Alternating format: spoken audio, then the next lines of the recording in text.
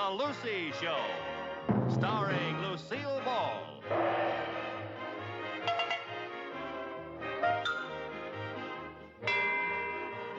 Co-starring Vivian Vance.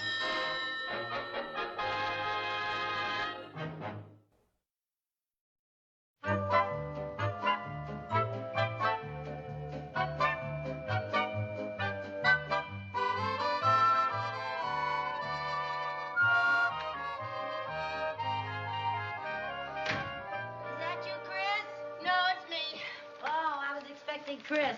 Lucy, what? By any chance, has there been anything in a paper lately about the surface of the Earth gradually tilting? No, why? Well, I'll swear that hill from the market up to this house gets steeper every year. Where you been so long? Oh, I stopped by the malt shop and had a marshmallow sundae. Oh, a marshmallow sundae. Viv, I thought you were on a diet. I am. I had to have something to give me the strength to climb that Matterhorn. Oh. Say, I saw Chris at the malt shop. Oh? She was with Ted Mooney Jr. again. Oh, you know, I'm glad Chris is having dates with Ted. He's a nice boy. Yeah, he sure is. You know, I may be forced to go to the bank and tell Mr. Mooney that I finally found something I like about him, his son. Oh, Ted certainly is an improvement over that Chuck Gibbons. Every time I think of Chuck, I see him hunched over in our kitchen with the light of the refrigerator shining in his face. Hi, Mom. Hi, dear. Oh, the most wonderful thing has happened. What? You'll never believe it. What? Ted Mooney and I are going steady. Ted, and you are going whatty? Steady. I'm wearing this class ring that makes it official, see? Oh, gee, Mom, this is the most thrilling moment of my life. Aren't you excited? Dumbfounded is the word. Well, don't you think you're a little young, Chris, to be going steady? Oh, Mother, don't be old-fashioned. All the girls at school go steady. And Mom, Ted and I have so much in common. We both like the same hootenanny singers, we both wear Beethoven sweatshirts, and we both do our homework listening to Dave Brubeck's jazz combo. Well, Univac couldn't have come up with a more ideal... Oh, wait till the girls see us tomorrow. They'll flip. My little chick has flown the coop. Oh, now, Lucy. To a boy and girl in high school, there is nothing quite as temporary as going steady. It'll last a week, 2 weeks, then it'll all be over. But well, what if it isn't? They go steady, and then they get engaged, and then they get married, and the next thing you know, I'm too young to be a grandmother. Oh, girl. I just can't believe it. Chris going steady. Oh, now, Lucy, I think you're taking this thing much too seriously. They're just kids. It's puppy love. Puppy love. That was a ring he gave her, not a dog biscuit. Listen, I'm going over and talk to Mr. Mooney. This is his problem, too. Now, Mrs. Carmichael, maybe we're getting excited about nothing. A lot of Ted's friends go steady. Doesn't mean a thing. Why, a week from now, Ted and Chris may change their minds and go steady with somebody else. Well, suppose they don't change their minds. Suppose they keep on going steady, and then they get engaged, and then they get married. Married? You mean you and I might be related? That's right. We have got to do something rash. Like, we'll forbid them to ever see each other again. Right. Yeah. We'll forbid them to see each other again. That... Oh, wait a minute. Wait a minute. We may be going at this all wrong. What do you mean? Well, you know how teenagers are. They resent parental authority. The minute you tell them not to do something, that's just what they're going to do. Point well taken. Then how should we go about nipping this thing in the bud? Reverse psychology. That's what we'll use. How? Well, we'll encourage them. We'll tell them we think it's wonderful that they're going steady. And if they care so much about each other, maybe they ought to get married. But we don't want them to get married. Oh, I know that. But don't you see, when we tell them to get married, they'll feel that they're in so deep, they'll get scared and call the whole thing off. Are you sure that's the way teenagers think? I'm positive. Weren't you ever a teenager? Well, of course. What do you think? Well, I thought maybe one day they opened the bank vault and out you pop. Full of stingy. Very amusing.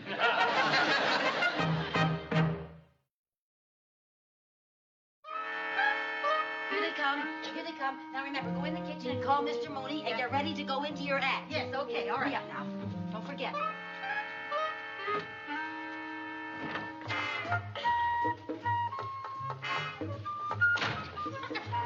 Hi, kids. Oh, hi, Mom. Hi, Mrs. Carmichael. Well, now, don't you be bashful in front of me.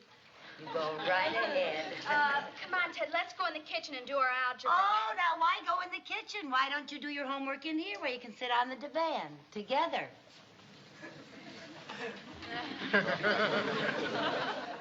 Oh, come now. Closer.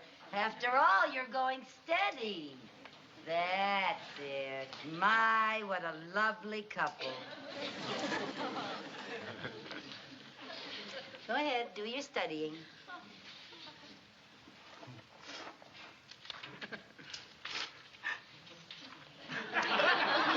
Mom, what's the matter? Oh, nothing, darling. Don't pay any attention to me. It's just that the thought of a wedding always makes me cry. Wedding? Whose wedding? Oh, you are the sly ones. You're going steady now, so I know it's just a matter of time before you'll be getting married. Holy cow. Chris, darling, we should be making plans. You know, it's never too early to start talking about a wedding. But, Mom, Ted and I are just going steady. Marriage never entered our mind. Don't worry about a thing, dear. I'll take care of everything. You'll have a big church wedding, and I already have the music picked out. And guess who the soloist is going to be? Oh. I love you truly. Now, you see, that's enough, Viv. That's enough, Viv. Okay, Viv, save yourself for the ceremony. It's bad luck for the bride and groom to hear all of the music before the wedding. Oh, kids, I think this is wonderful news. Congratulations. Oh, I wonder who that is. Oh, Mr. Mooney, how nice of you. Well, I always say if you're going to have a big wedding, do it in style. Oh, what a marvelous idea, a formal wedding. Yeah. Let's have it in June so we can have it out in the garden. A Yeah. garden wedding. We'll invite the entire town. Oh, that's entire right. garden. All right. That's Dad. their wedding. Yeah, and I'll have a bride and a Dad. groom on top. Dad, Yes, my boy. Dad, I've got to talk to you. I know what you're going to say, and don't worry about it. Everybody gets nervous. I even had some doubts myself before the ceremony. So did I. I had my doubts after this ceremony. Hey, Dad, this whole thing of getting married is a pretty big surprise to me. Well, it came as a surprise to me, too, but the more I thought about it, the better I liked it. Just think, in no time at all, you'll be presenting me with my first grandchild. Holy cow. Oh, say, I just thought of something, Viv. Maybe Chris could wear my wedding dress. What do you think? I think she could. Just a few alterations here and there. Yeah, huh? it's in a box in the garage. Let's go out and look for it. All right. Mr. Mooney, how would you like to come with us? I'm sure the kids have a lot to talk about. Oh, yeah.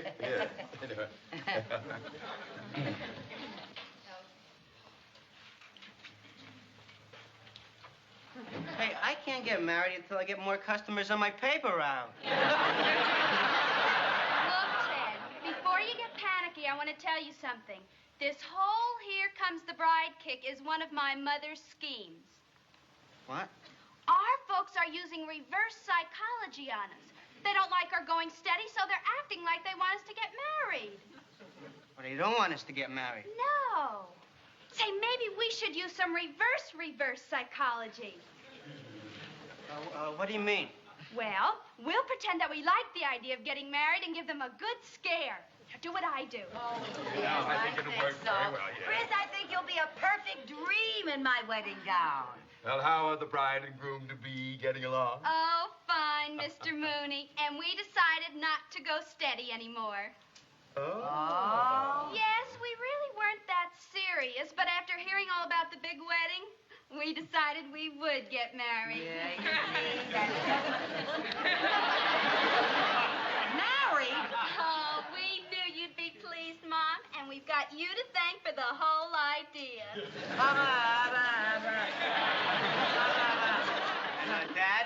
Dad, Dad, as long as we're getting married, I figured I'd drop out of school. Drop out of school!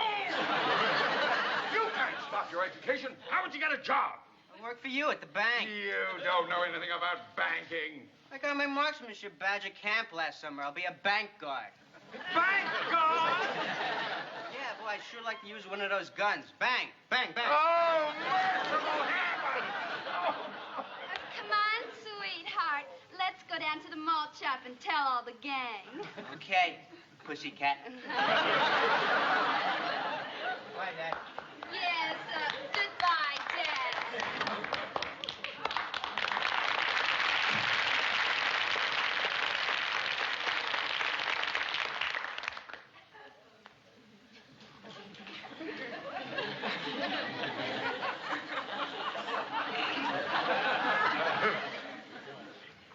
And now I would like to say a few words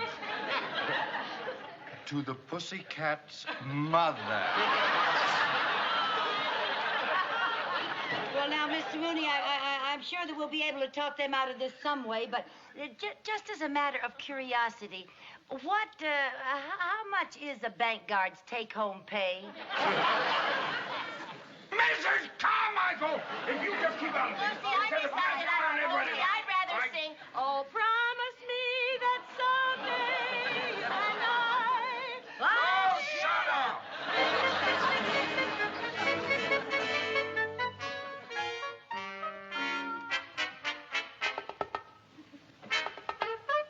Oh, Mom. Yes, dear? I'm going over to Cynthia's house. Oh, honey, anything you want to tell me before you go? No, I don't think so. Oh. Well, have fun. Okay, bye-bye. Bye.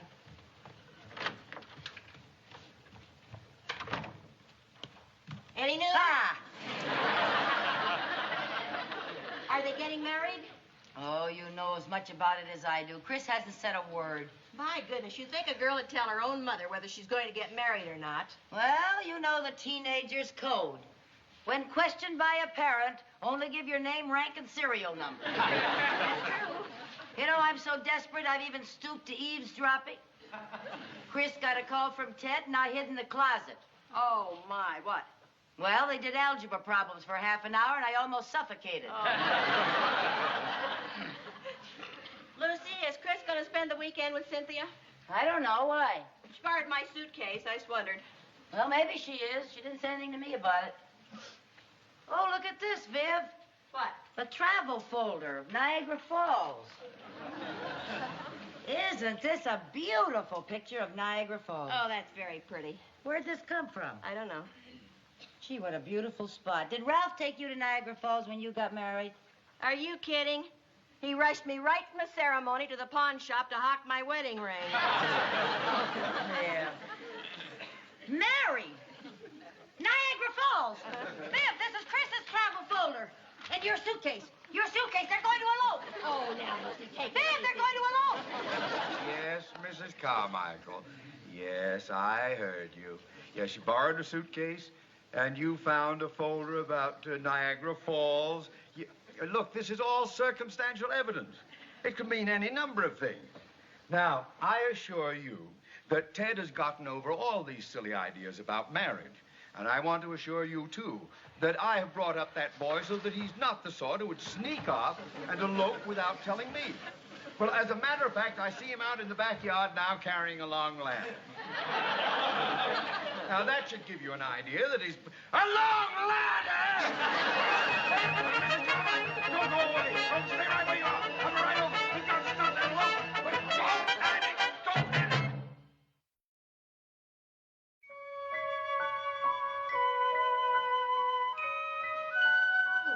Okay, Mr. Mooney, come on. Hurry up. All right. Hurry up. Rope ladder. Give me your hand.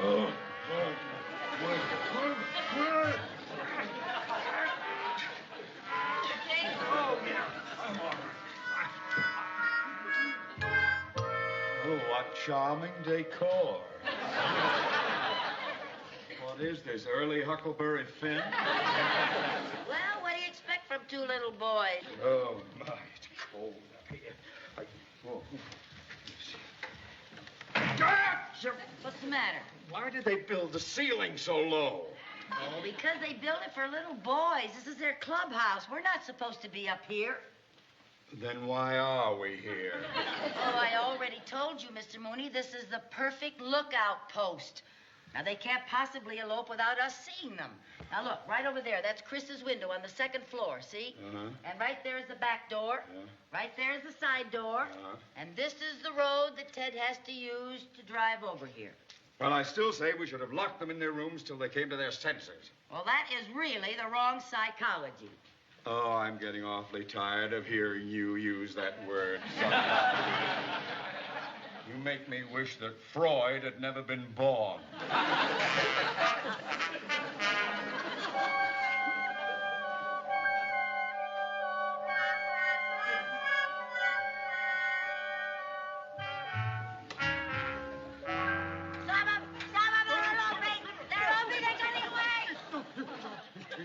It's your turn to go on watch. Oh. What time is it? It's 2 o'clock in the morning. Oh. Wait till I get hold of that son of mine. If he's going to elope, he could do it at a decent hour. It's your turn to be on watch.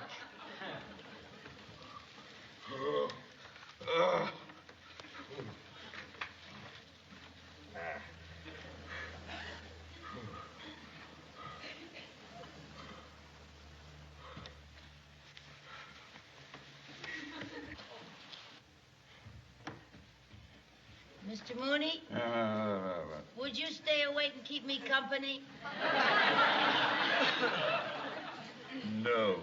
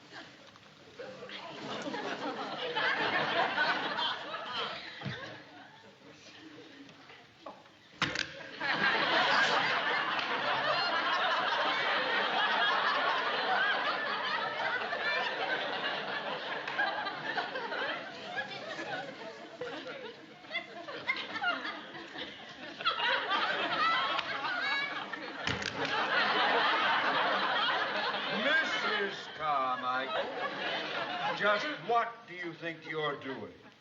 Cracking nuts. Where did you get them? I got them from that squirrel's deep freeze. Give me some. No, get your own.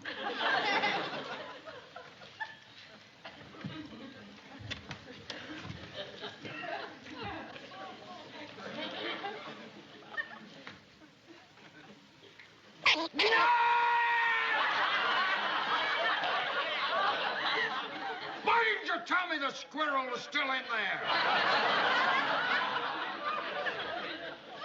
You didn't ask me. Oh. Oh, look, Mr. Mooney, a little star peeking through that patch of clouds. Starlight, star bright, first star I see tonight. I wish I may, I wish I might have the wish I wish tonight. Don't you want to make a wish, Mr. Mooney? I already did. But you're still here. Yeah, all right. You're still on watch.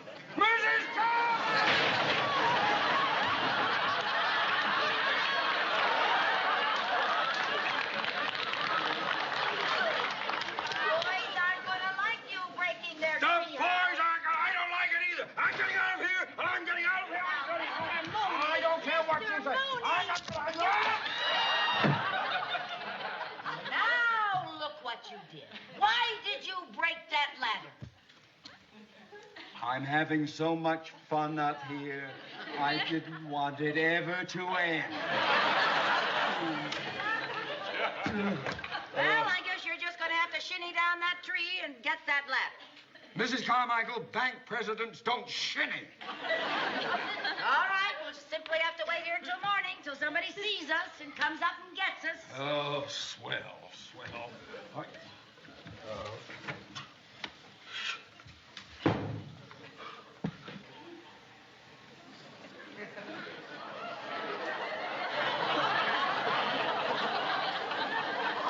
Snowy. That's all we need. Well, at least they'll have a white elopement.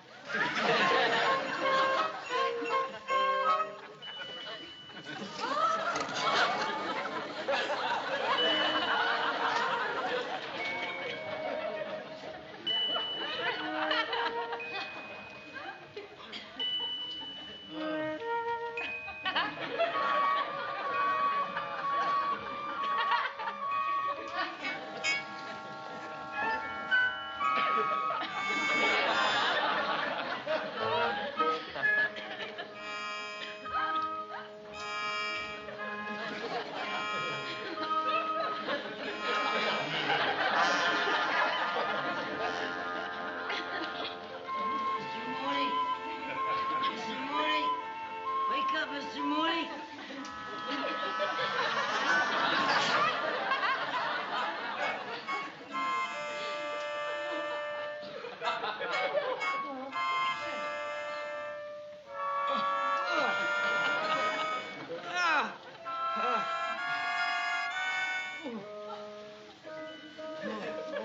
Stiff.